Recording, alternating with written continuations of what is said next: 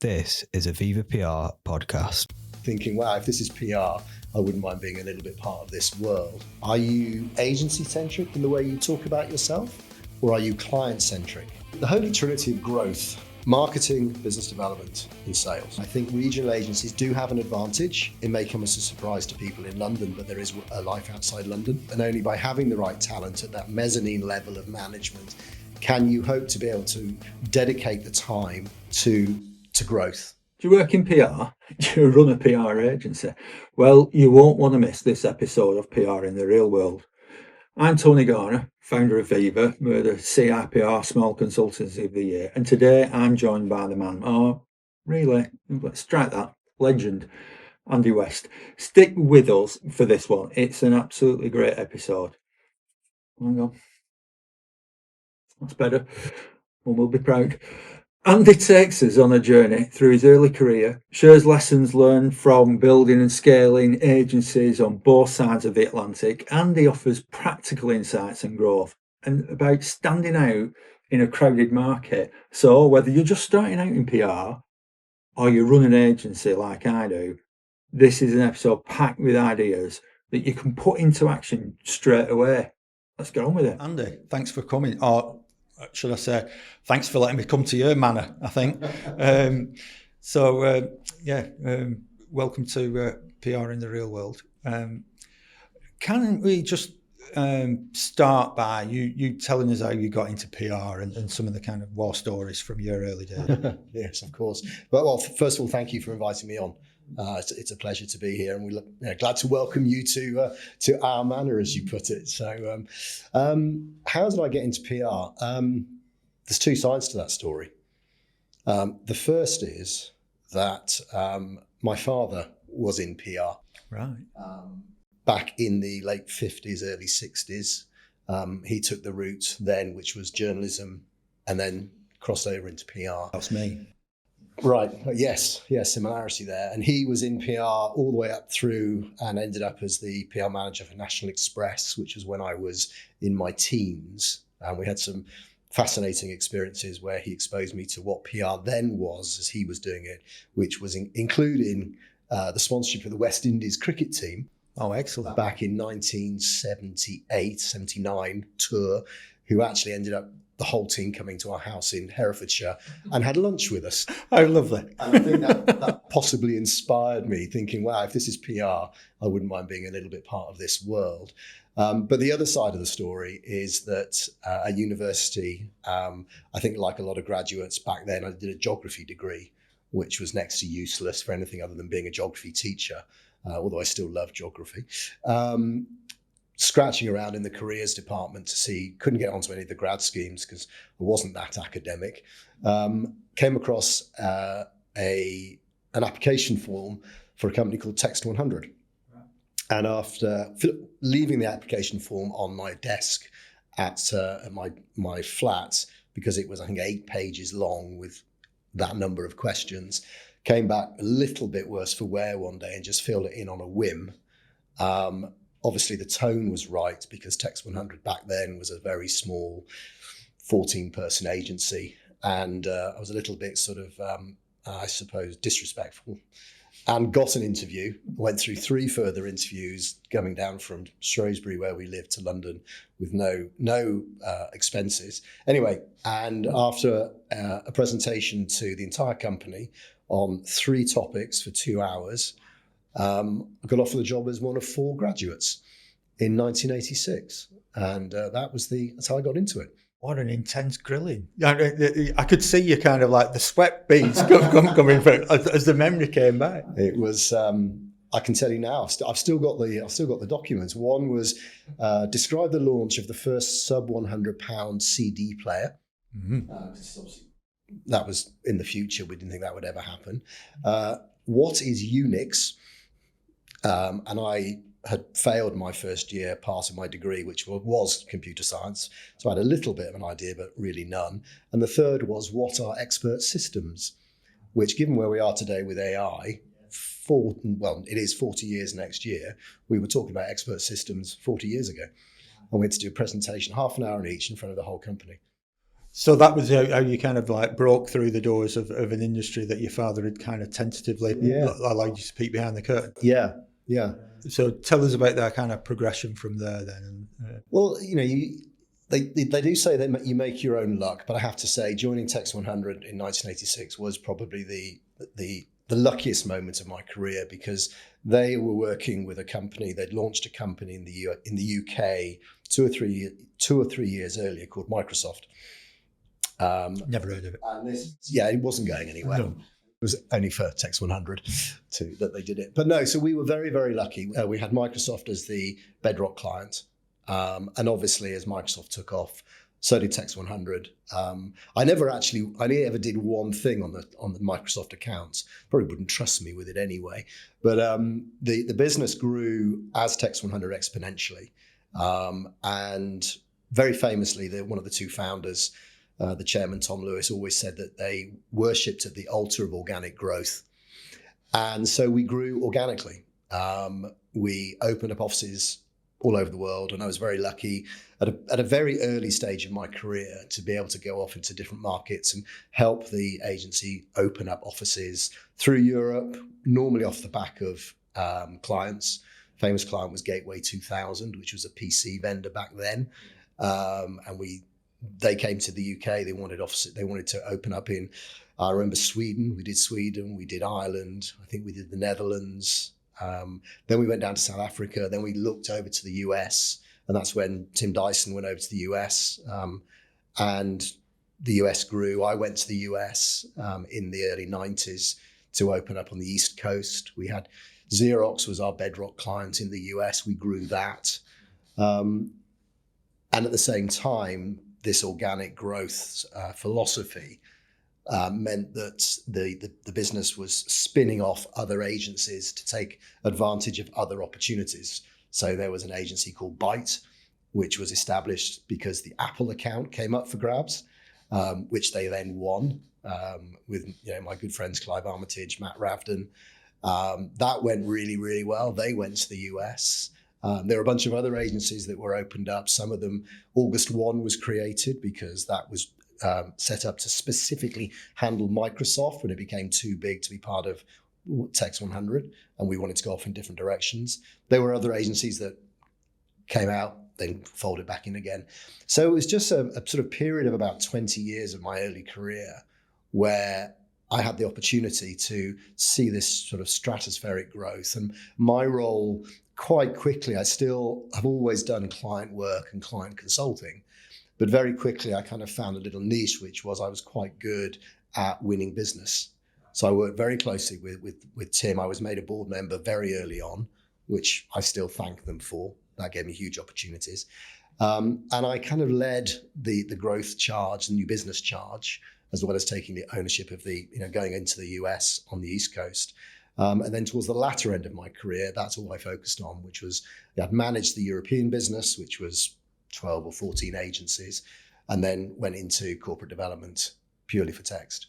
So when did text or your career go from text to Hotwire?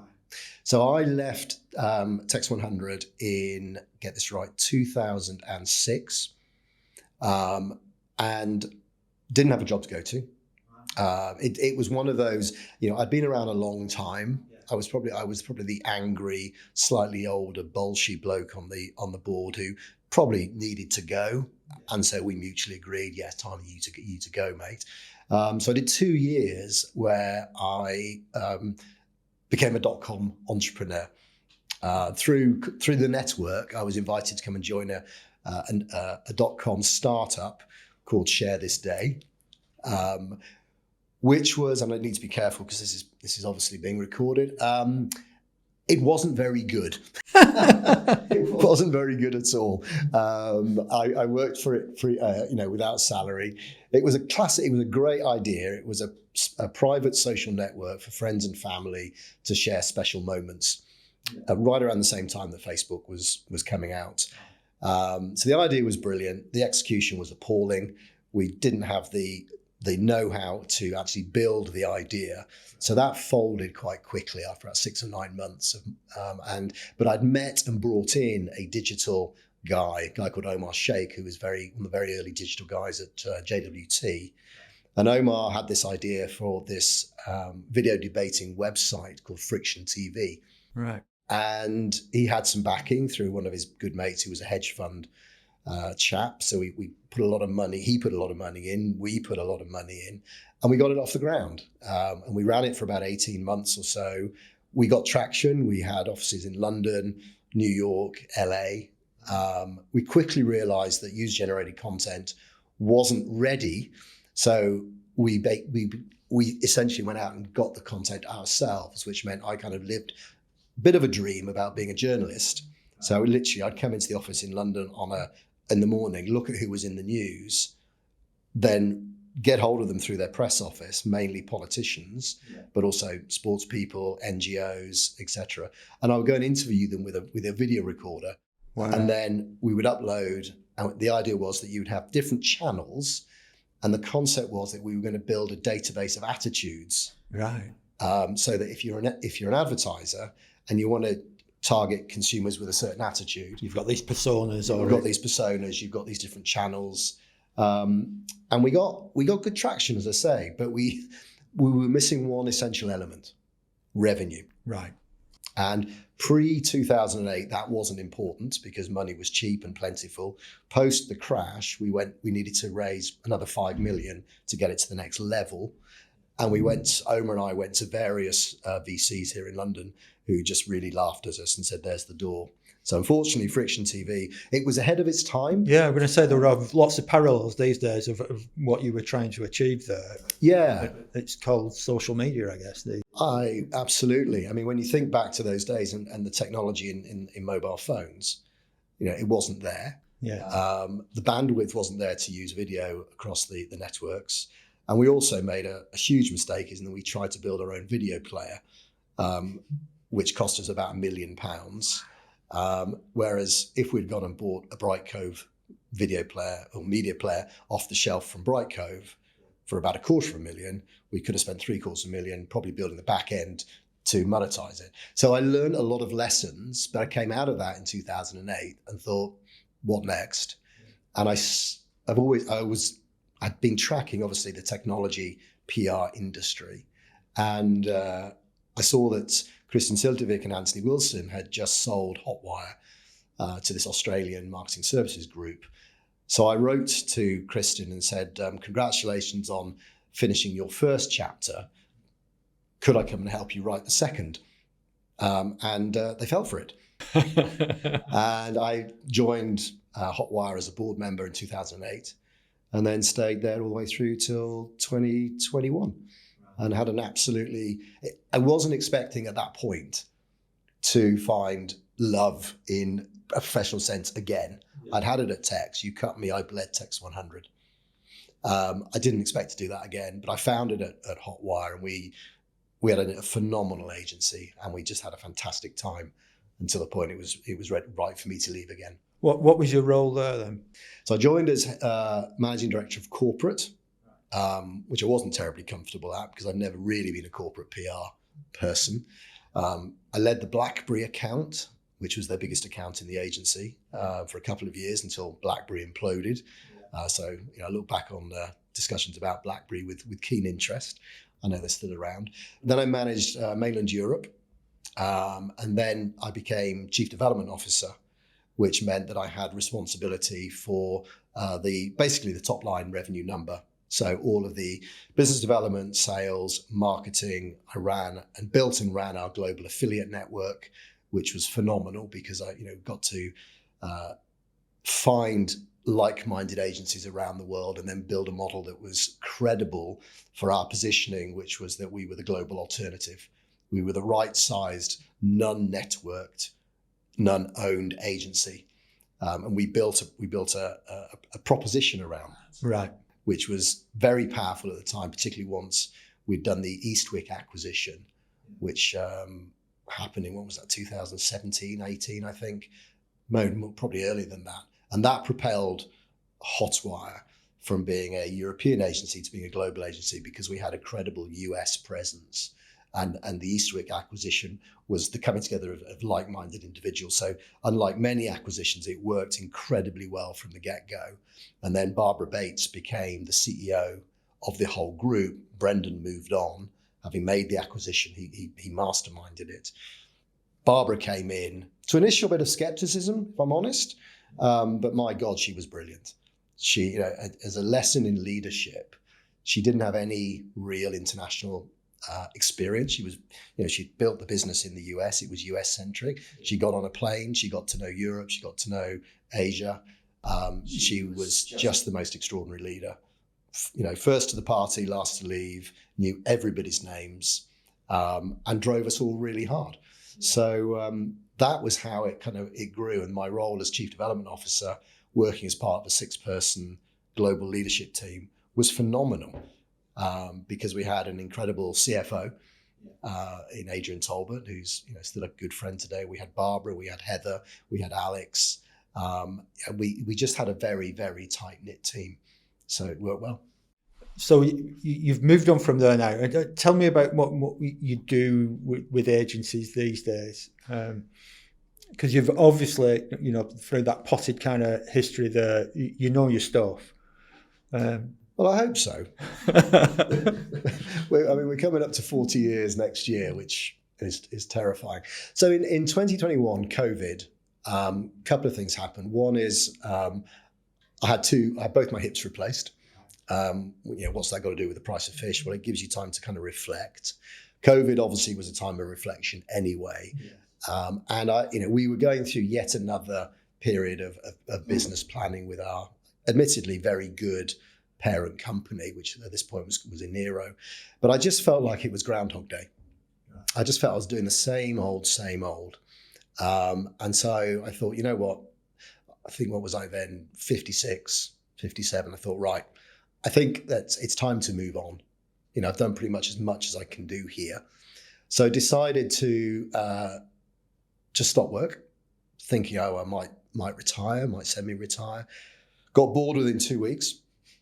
Put my head above the parapet and said, hey, I'm here if anyone wants any consulting. And I was very lucky that I was able to pick up some consulting engagements very quickly, and very quickly realized that experience of growing 2 agencies from relatively small bases. Everyone thinks that, both Text and Hotwire were these big national, global agencies, but actually I went with them from, particularly Text 100, from being a sort of a 12, 15 person agency to what they ended up as, which is Next 15, as this multi-million dollar, huge agency. So I thought, well, I know about running agency networks because I'd managed both Text and Hotwire across Europe.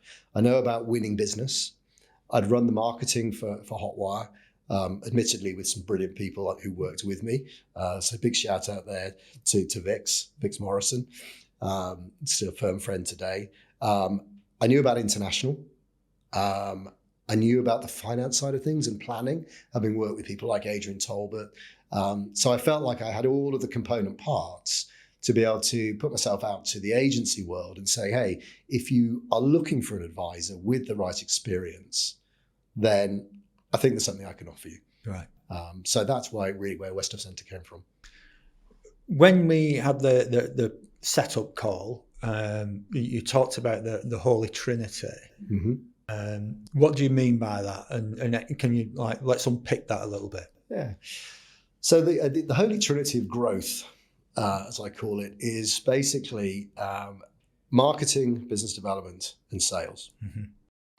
And I think regardless of the size of agency, it behoves leaders, managers to try and isolate those 3 separate functions. So I think, the marketing side of it is, if you like, the top of the funnel. What are we doing as an agency to make sure that our target market, our prospect base, is aware of what we do? And we'll come on to positioning and propositions shortly. Once you have that, then you need a function that is proactively reaching out and knocking on doors, opening doors, having conversations, nurturing that ideal client profile who may or may not be ready to come to you with a an RFP, or they may or may not be looking for an agency. So that is business development. Yeah. And then the third part of it is the sales, which I think is what every agency is very familiar with, which is the pitching. Yeah.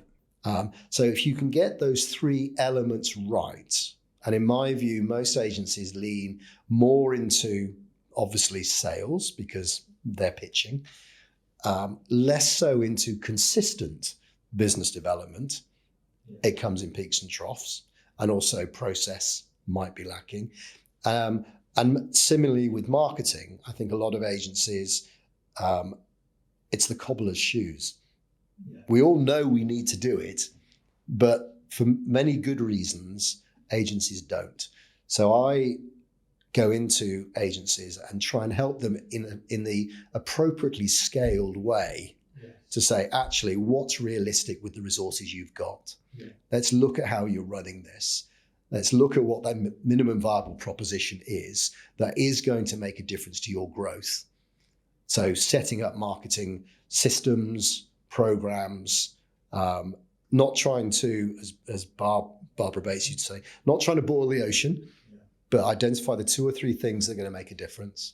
How are you then going to make sure that the success in marketing, the awareness that you're creating, that actually you're doing something with that, you're nurturing it, and then hopefully helping agencies with their success rates using various different ways of selling the sales, the pitch process.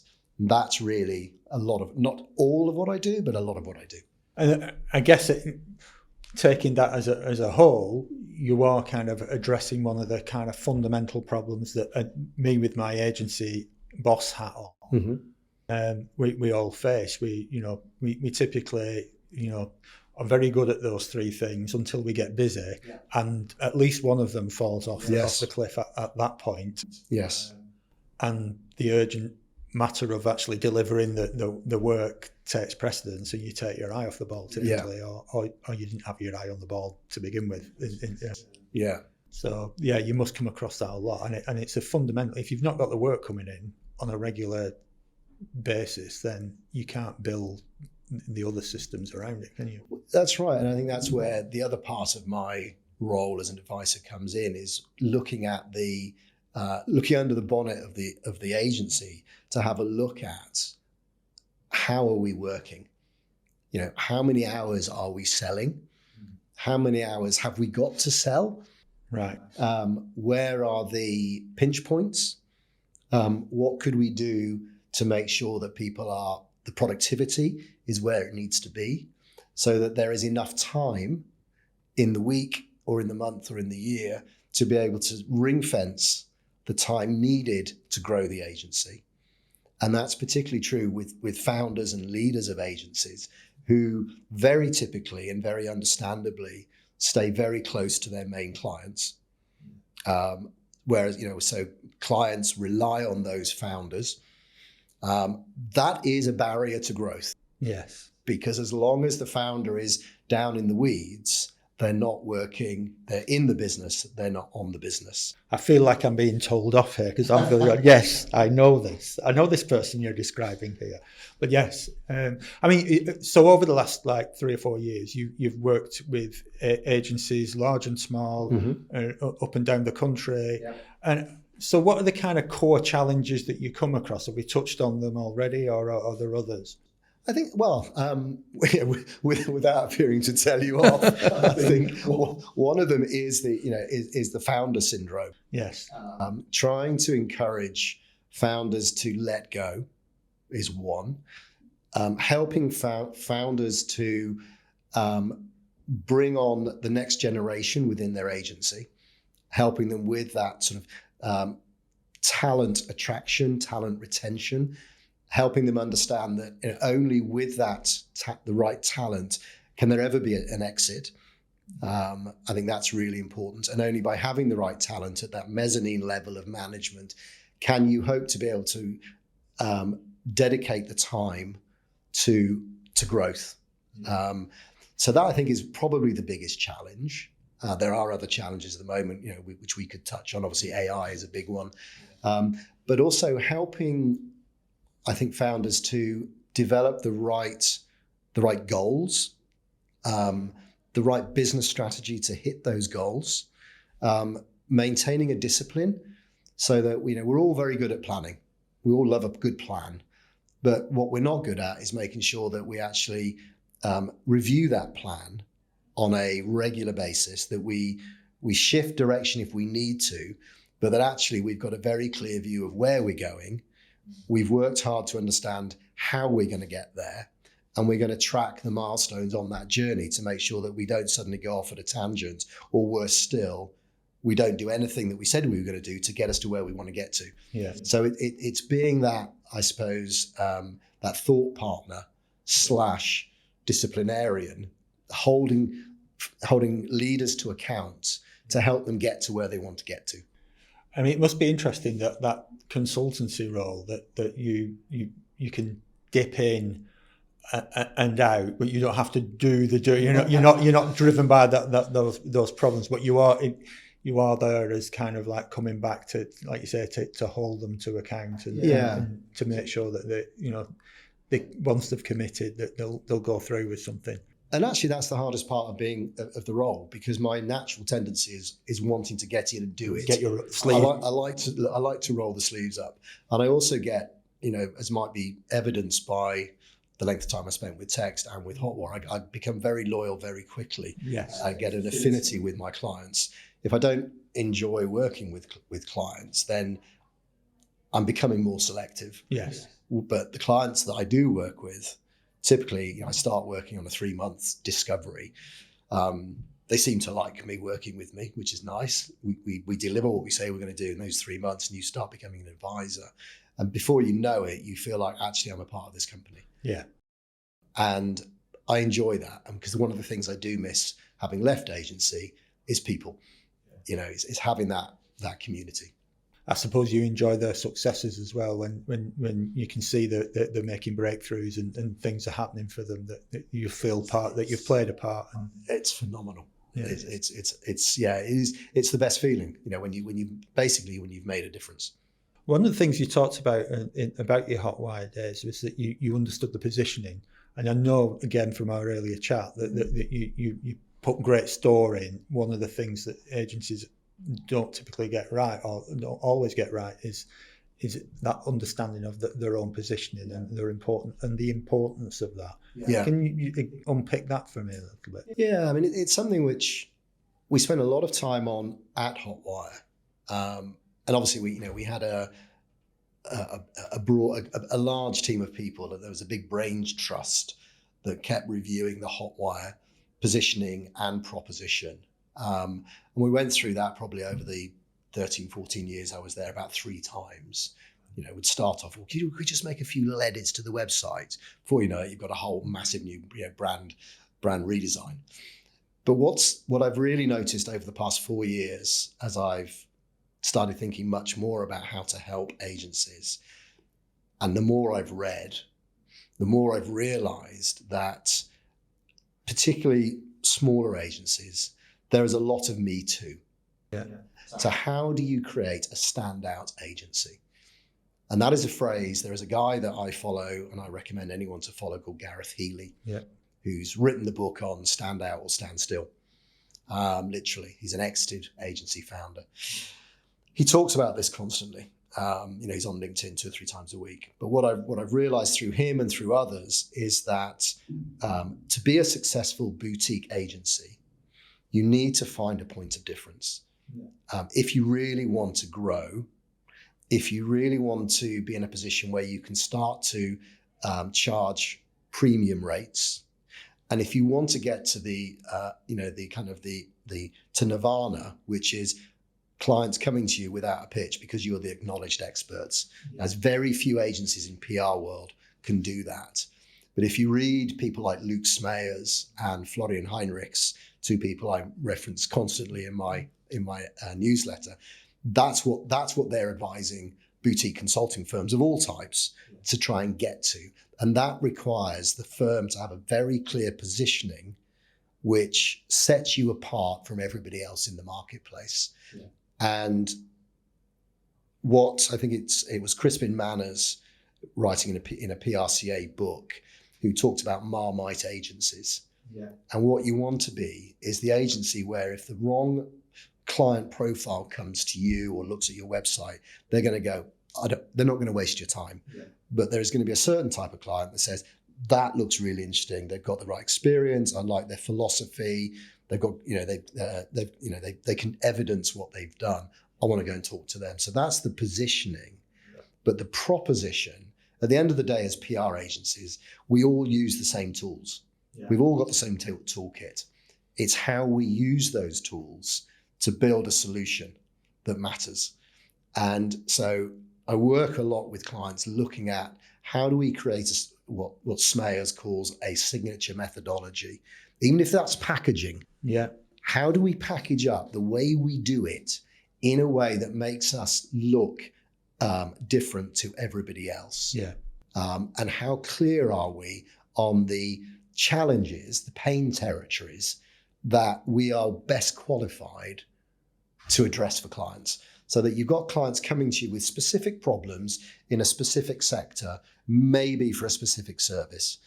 And that's the essence of looking at positioning and proposition, is getting those things right. That's really interesting. And I guess, again, because you're looking at that through multiple lenses, because you're looking at multiple agencies, you're having to kind of address a different challenge or a different purpose or a different proposition each time. Very much so. Very much so. I mean, one of the first things that I get involved with a new agency is doing that market analysis. So looking at how do you compare to the 9 other agencies in your space? Are you agency-centric in the way you talk about yourself, or are you client-centric in the way you talk about the agency? And so many agencies just talk about how great they are. Yeah. Where they don't spend enough time. Yes, they'll have some case studies, but they don't spend enough time talking about what they actually do for clients, what successes they've had, what problems they've sorted out, why clients come to them. That's a client-centric view, rather than we've got great people, we've got great services, we win lots of awards. Yeah. That has a place, but talk with a client centricity is much more attractive. It's interesting, this conversation, fascinating, again, with my agency founder hat on. But also with this podcast, when we started PR in the Real World, we kind of thought we'd be talking to northern PR people in quite a niche world, and it's obviously expanded beyond that. But in this idea of purpose and positioning, do you think that regional or specialist agencies have an advantage when it comes to kind of crafting that statement? Very interesting. I'm working at the moment with an agency in Cambridge, right, who has a very, very strong position in the Cambridge area. And it's a relatively straightforward job to make sure that strength is brought to the fore. What's a bit trickier is that they don't want to be restricted just to the Cambridge area. No. So there's what we're faced with there is a task of looking at, okay, well, what are they good at? What are they qualified to actually deliver on a national scale? So that's much more sector led, as well as maintaining this leadership in Cambridge. So to answer your question, I think regional agencies do have an advantage. It may come as a surprise to people in London, but there is a life outside London. I've worked with agencies now in Manchester, in Nottingham, in Cambridge, in Cardiff. I'm trying to think if I left it. In Kent. And I enjoy working with regional agencies, because there is life outside London, and as befits your, award as the UK Consultancy of the Year, and also Cowshed as well in Cardiff. I think it's brilliant that regional agencies are getting the recognition that they finally deserve. Well, thank you for that. I'm blushing now. Let's talk about client growth, because it as I said earlier, it's a fundamental. Without it, you're going nowhere, and if you're going nowhere, you're going backwards. Yeah. How do you create a great client growth strategy? What does it actually look like in practice? So much of what I advocate with my clients is process led. I think we all know, I think every senior PR professional knows the essence of building a good relationship with a client. But as we said earlier about, marketing and biz dev, etc., some of that knowledge is forgotten in the heat of battle. Yeah. So what I tend to do is, first of all, work with the agency on a client segmentation, classic 2x2. Which are your growth clients, which are your cash cows, which are those that you should perhaps sunset, and then look at those ones where the agency is saying, there is growth potential here. And then we sit down and we say, okay, let's put a meaningful written out plan behind that. And let's hold ourselves accountable quarterly to say, right, you said that we can grow this client from X to Y. Okay, that you put a stake in the ground. No, I didn't do that. You did. Right, now, have we done it? What are we doing? What more could we possibly do? And what's it going to take? So it's a process, Tony. It is being disciplined. It's about, in regular forums at a management team level, reviewing what that organic growth plan is looking like. It's about setting targets. It can be about building it into individual KPIs. It could be about building it into bonus schemes, but it's about taking it very, very seriously. And it's about equipping the teams with the right skills to be able to spot the opportunities. And it's about being agile to, when you've spotted the opportunity, to either go after it and close it, or if you haven't got the solution, to think, actually, we're seeing a need for this. What do we as an agency do about that? And could that actually be a revenue stream for us? So it's about keeping that sort of almost entrepreneurial mindset at the forefront of conversations at a senior level. And you said at a senior level, but how far should that percolate down as well into, producer Dan sat here. He's not a producer all the time. He's a account exec and a very good one. Yeah. But how much awareness should the rest of the broader team have of their role within this? Yeah, I think that's a good question. I mean, I don't see any reason why an account executive can't find new revenue. Yeah. I mean, I'll give you a very quick anecdote, if I may. Of course. Not necessarily to do with organic growth, but it's to do with an individual. This was back in my Text 100 days. We were pitching for Swatch watches. Mm-hmm. It was a big brand for us in those days, and we weren't consumer at all. And we had this pitch, and a guy who's now a creative consultant called Ruben Milne was a junior account exec / intern, and we took him to the pitch for one slide. And his slide came around and he started presenting it. And he went on and on and on. And my toes were breaking in my toes. And I was trying to butt in to shut him up. And I finally did. But the chap that we were pitching to leant across the table and he said, "Andy, don't worry, he's winning the pitch for you." Wow. Because he had so much passion and energy and knowledge. Yeah.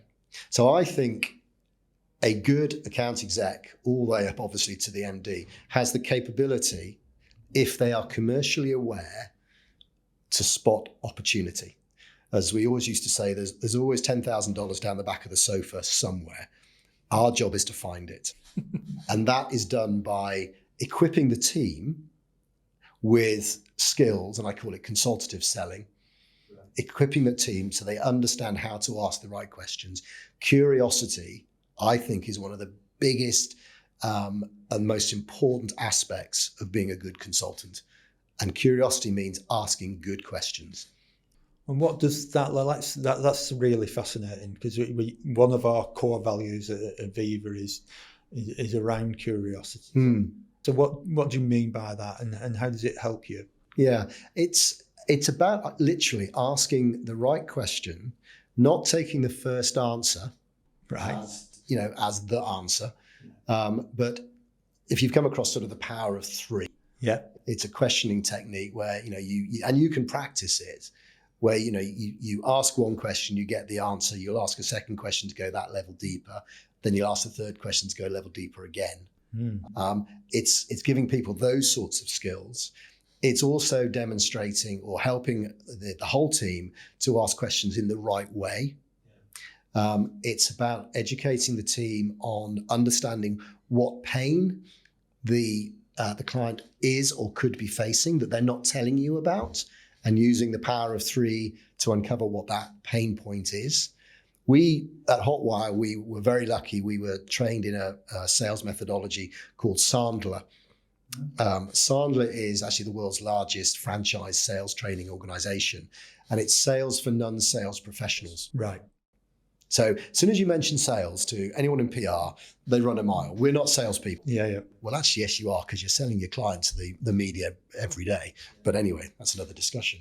But what Sandler does, it gives a framework to help people understand how to spot the pain that the prospect or the client is facing, how to really uncover what that pain is, how to build rapport, how to handle objections, how to handle the budget question, how to close, and how to do the follow-up. And it's a very structured methodology. And you can get a lot of information on Sandler just by Googling it. And it's a very, very useful framework. And actually, the reason why I love it is when you're looking at a prospect and you're having a qualifying call. Yeah. Even with a client, actually, and you're qualifying, they've said, oh, we want to do this, we've got more budget. How many times have you put a proposal into a client because they've said there's budget and there really isn't? Yeah. So that should have been qualified out earlier by asking the right questions. Same with a prospect. So actually, Sandler's sales training is all about finding reasons not to pitch. Right. Which is counterintuitive. But it makes sense. I mean, yeah, no, I was going to go off on a bit of a tangent there, but this is your hour. It's not my. It's not my hour. And it's interesting you said that we run a mile at the. We're not salespeople, but we also say we're not numbers people. Don't we? A lot in our industry, and clearly, we have to be. Yeah. To do the job well, you have to know what you're measuring. To do the job well, you to run an agency, you've got to measure things properly. What makes, in terms of your kind of reflections on both the in-agency career, but working as a consultant, what makes a good culture and on the people side? What works well there? That's a difficult question to answer. I mean, the two agencies that I worked the longest with both had incredibly strong cultures. They were led by, Text 100's culture was built from the early days by the slightly anarchic personality of certainly Mark Adams, who was one of the two founders. If I told you that after 3 months at Text 100 as a graduate, you had to take a test. Right. Yeah. First of all, you had to know the name, telephone number, fax number, address, press day, and the names of all the key journalists, back when there was journalists then, of every tech trade publication in the UK. And you had to be able to write it down. Like the knowledge. It was like the knowledge. So, VNU, 32 to 34 Broadwick Street, W1A, 439 4240. Sean Hallahan, Tuesday. Sticks with you. So that was really important. But the other two, then you had to read Margaret Thatcher, the Thatcher years, because Tom Lewis was a staunch conservative. Please don't judge me on that. But then you also had to know all about Monty Python. Fair enough. So it was kind of anarchic, and that kind of led the culture. It was a very freewheeling, very open, non-hierarchical, fun culture. And we strived to maintain that. So we had a thing called World Service at Text 100, which is when it brought everybody together from all over the world for 3 days of education, basically drunken debauchery, which was phenomenal fun. Hotwire was very similar. It wasn't quite as anarchic. The two founders, Kristin, who is Norwegian, and Anthony, were much more straight-laced. Kristin particularly very, very business-oriented. But I think with what they did do is they recognized that importance of bringing people together as one. So one company feel as you grow, particularly if you grow internationally, keep that one company feel. Hotwire had boot camp. Right. Boot camp, I think the last global boot camp was 2019 in Dublin, 400 people in Dublin, what could possibly go wrong. I've got pictures of Barbara in a pink onesie. The Garda were called at one point, and I've got a picture of our CEO with 2 Garda either side. And then the Garda took me and Adrian Talbot. They whisked us off in a blue light to make everybody think that we were being arrested. And we had a blue light too. But that culture of one company was led from the top. You had Barbara doing that sort of thing. She was tough. She held you to account. You had Adrian, who created the Borderless Thinkers, which was our company band. So every year at boot camp, Adrian would ask every new joiner anywhere in the world, he would say, do you play an instrument? Do you sing? Yeah, okay, you're in the band. And they'd play a gig at boot camp. And it came from the top. And I think, one of the phrases I was taught very, very early on is leaders should model the way. So whatever culture you want to develop in an agency, I think comes from the leadership.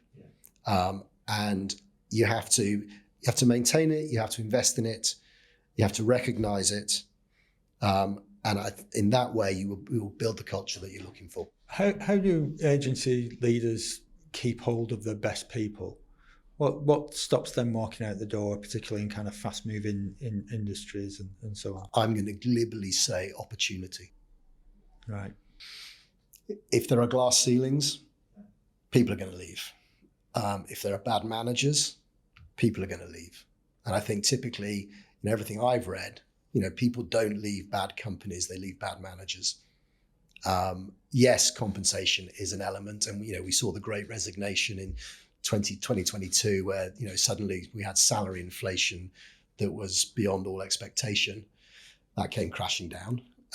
But I think if you give good people opportunities, if you invest in them, so provide that training, give them new areas to work on, win the clients that they want to work on, do the sort of work that they want to work, that they want to do, you will keep good people. If you don't have opportunities, one of the things Brendan Krager used to say is through growth comes opportunity, which is why I've always worked in organizations which are very growth oriented. If you're not growing, you're not going to have opportunities. You will lose your good people. If you grow, you can promote, and that's what keeps people. Interesting. This is great. This is like consultancy for free, and it's available for our podcast listeners too. So for agency leaders who may feel stuck out there and facing this barrage of challenges and not growing, not unsure where to turn. What's the kind of classic first piece of advice, or what should they look at first doing on this? Well, first of all, talk to an advisor. Yeah, I say that in all seriousness. I'm not the only advisor out there. It is a crowded market, and again, my agency advisory newsletter, I repost amazing advice from an amazing number of people who do what I do, and so there's no shortage of advice. I can back that up. I love that. That's the reason why you're on the podcast is because I'm a devotee of the newsletter and really value it, and just dipping into those thoughts and the curation that you do is really valuable. Oh, thank you. But I think the principle is, so I'm a licensed practitioner of a coaching methodology called Go Mad Thinking, right? Which is a really nice 7-step coaching framework. It's simple, which is why I can understand it. But a key principle is involve others. And I think if any agency leader is feeling stuck, not sure where to turn, I would involve others. Who do you know that could possibly help you? Yeah. To even if it's just a thought partner, even if it's just an informal conversation, genuinely, I'm always happy to have informal conversations with any agency leader, because who knows where it might lead. But I think the first, actually, it's difficult to say. What should they look at first? Where is what is the problem? Yeah. That's the first question. Have they defined a clear goal for themselves and for the agency? Maybe that's the problem, that they don't know where they're going. Do they? And this is the elements of the Go Mad Thinking methodology. Is there a goal? Do they have a strong reason why they want to achieve that goal? What could they possibly be doing to help them achieve that goal? What level of confidence do they have? So there's a bunch of coaching questions which they can be asking themselves. And again, I would encourage any agency leader to lean into the Go Mad thinking. We can put some links to this. And I do a workshop, either a half or a one-day workshop called Bigger, Better, Bolder Thinking, which is all about trying to unlock the challenges that an agency leader or an agency team might be facing and help them come up with a 30, 60, 90-day action plan, which can be the start of a journey towards unlocking maybe the challenges that they're facing. So I think there's multiple ways in which founders should be, or leaders should be looking to unblock that thinking. Again, you've got me thinking, and yes, we'll definitely put the links on. As we wrap up, then, what's been a kind of fascinating hour. What excites you most about the future? As you've like get back into the game, having considered retiring. Yeah. What in the PR world is really kind of like you're really excited about?